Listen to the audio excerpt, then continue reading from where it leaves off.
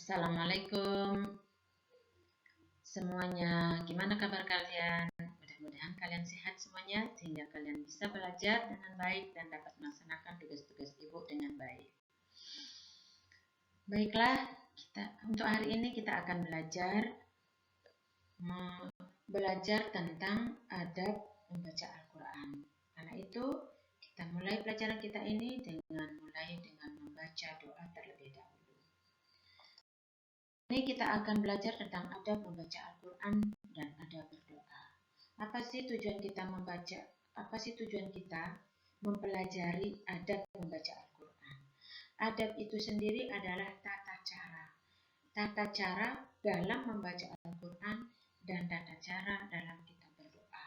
Di dalam ajaran Islam, semuanya ada adabnya. Karena itu kita belajar supaya kita tahu gimana cara membaca Al-Quran dengan baik dan gimana pula cara kita berdoa dengan baik sehingga doa kita dikabulkan. Dengan belajar ini diharapkan dalam kalian membaca Al-Quran bisa dengan membaca dengan baik. Dan setelah kalian belajar adab membaca Al-Quran dan setelah kalian belajar adab berdoa, kalian dapat menerapkannya dalam kehidupan kalian sehari-hari setelah kalian mengetahui beberapa adab yang akan dijelaskan pada hari ini. Nah, sebelum kita membahas, coba kalian perhatikan gambar di bawah ini. Pasti kalian sudah tahu bahwa gambar ini menunjukkan gimana orang berdoa. Jadi orang berdoa itu sebaiknya harusnya mengangkat tangannya. Jadi mengangkat tangan itu artinya dia berdoa. Kemudian perhatikan pula gambar yang sudah ibu siapkan di sini. Pasti kalian juga sudah bisa menebak gambar apakah ini? Nah, gambar ini menunjukkan tentang seorang anak yang belajar membaca Al-Quran. Yang pertama yang akan kita bahas di sini adalah adab membaca Al-Quran. Adab membaca Al-Quran ada beberapa. Yang pertama, sebelum kita membaca Al-Quran, terlebih dahulu harusnya kita berwudu. Kenapa kita harus berwudu? Karena Al-Quran adalah kitab suci. Sehingga untuk menjaga kesuciannya pun, setidaknya kita harus menyentuhnya dalam keadaan yang suci pula. Bersuci dalam Islam adalah dengan berwudu. Sebaiknya ambil wudu terlebih dahulu sebelum menyentuh membaca Al-Quran. Dan yang kedua, membaca perlahan. Perlahan yang dimaksud di sini adalah membaca dengan tartil sehingga kita dapat memahami apa isi yang terkandung di dalam Al-Quran, apa makna kandungan dalam Al-Quran itu. Jadi kita membacanya dengan perlahan, tidak teriak-teriak, tidak keras-keras. Bacaan Al-Quran secara perlahan agar setiap makna yang terkandung di dalamnya dapat dipahami dengan baik. Yang ketiga, membaca dengan khusyuk. Gimana caranya kita bisa membaca dengan khusyuk? Yaitu carilah tempat yang tenang dan jauh dari berbagai gangguan untuk bisa membaca dengan khusyuk. Bacaan yang khusyuk akan lebih meresap ke dalam jiwa sehingga lebih mudah untuk mengamalkannya. Yang keempat, sebelum kita lanjut yang keempat, di sini ibu sebutkan dasarnya kenapa kita harus membaca dengan khusyuk, yaitu sebagaimana Allah berfirman di dalam Al-Quran surat Muhammad ayat 24 yang bunyinya A'udzubillahi minasyaitonirrajim. Afala yatadabbarunal Qur'an amma ala qulubin aqfaluhu, yang artinya, maka apakah mereka tidak memperhatikan Al-Quran ataukah hati mereka terkunci? Yang keempat, sebelum kita membaca Al-Quran, terlebih dahulu harusnya kita mulai dengan bacaan ta'awuz.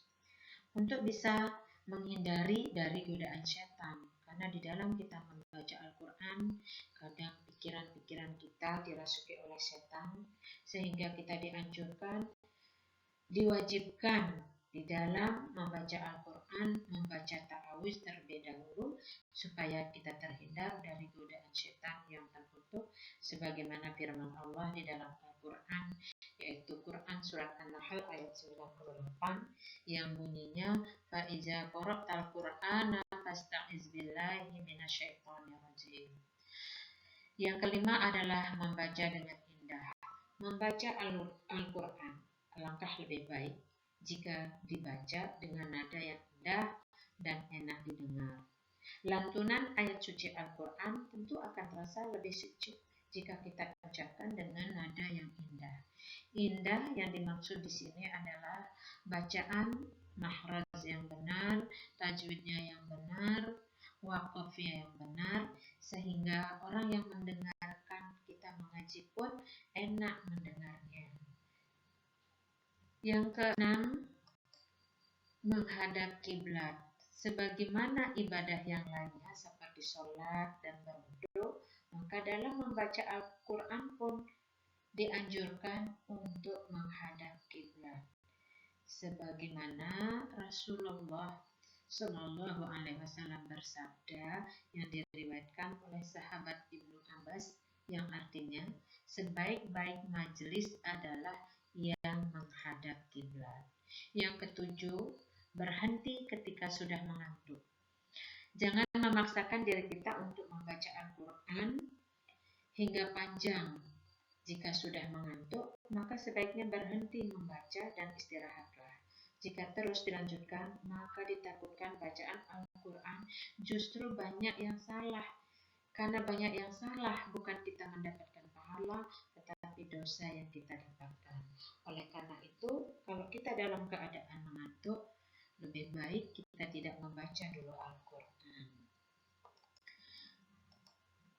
Nah, selanjutnya, setelah kita memahami beberapa adab membaca Al-Quran, kita lanjut dengan yang kedua, yaitu adab berdoa.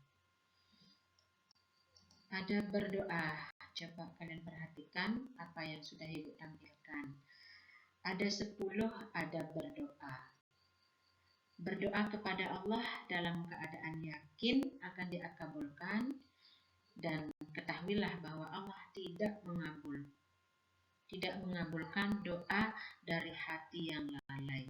Jadi kalau kita berdoa, benar-benar hati kita sambungkan kepada Allah. Yang pertama, adab berdoa yaitu mencari waktu yang mustajab. Mencari waktu yang mustajab karena ada doa-doa yang waktu-waktu yang dikabulkan dalam berdoa. Yang kedua, menghadap kiblat dan mengangkat tangan. Dalam kita berdoa harusnya kita menghadap kiblat dan juga mengangkat tangan kita. Mengangkat tangan kita itu artinya kita meminta kepada Allah. Yang ketiga, menyanjung dan memuji Allah. Sebelum kita meminta sesuatu, harusnya terlebih dahulu kita memuji dengan kalimat-kalimat thayyibah, kalimat-kalimat yang disukai oleh Allah, memujinya. Sebelum kita berdoa, terlebih dahulu kita memuji Allah dengan kalimat thayyibah, baru kita meminta kepada Allah. Karena doa itu sendiri artinya adalah memohon atau meminta. Kemudian yang keempat, berselawat kepada Nabi Muhammad Sallallahu Alaihi Wasallam. Yang kelima, mengatur volume suara agar tidak terlalu keras, tetapi juga tidak terlalu rendah. Jadi di dalam berdoa itu, suara kita itu lembut, tidak keras, teriak-teriak, karena Allah Maha mendengar apa yang kita minta. Dan juga tidak boleh terlalu rendah. Jadi suaranya pelan dan lembut.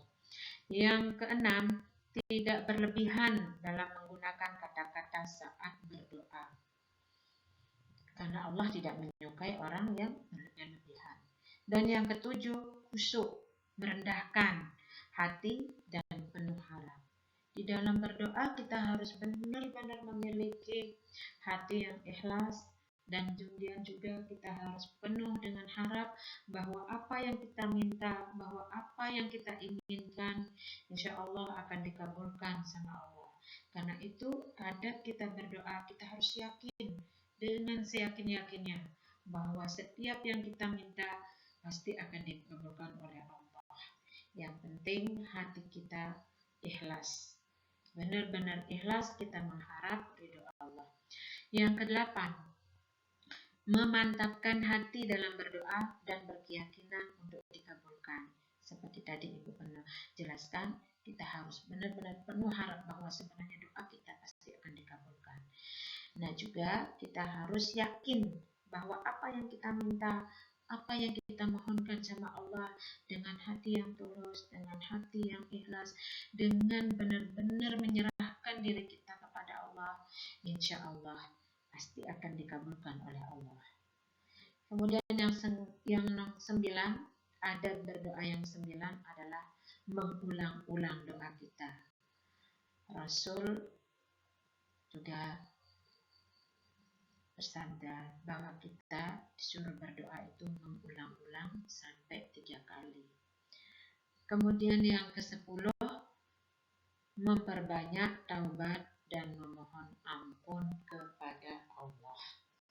Jadi bertaubat dan memohon ampun kepada Allah.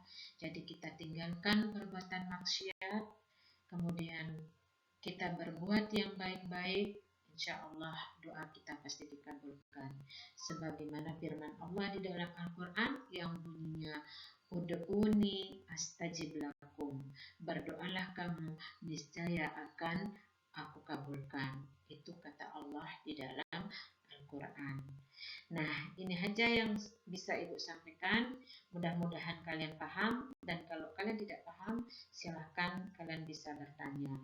Untuk pelajaran hari ini, Ibu akhiri dengan kita sama-sama membaca doa kepada masjid. Subhanakallahumma wa bihamdika astaghfiruka wa atubu ilaih.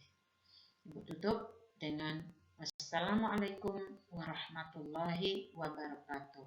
Terima kasih kalian sudah memperhatikan.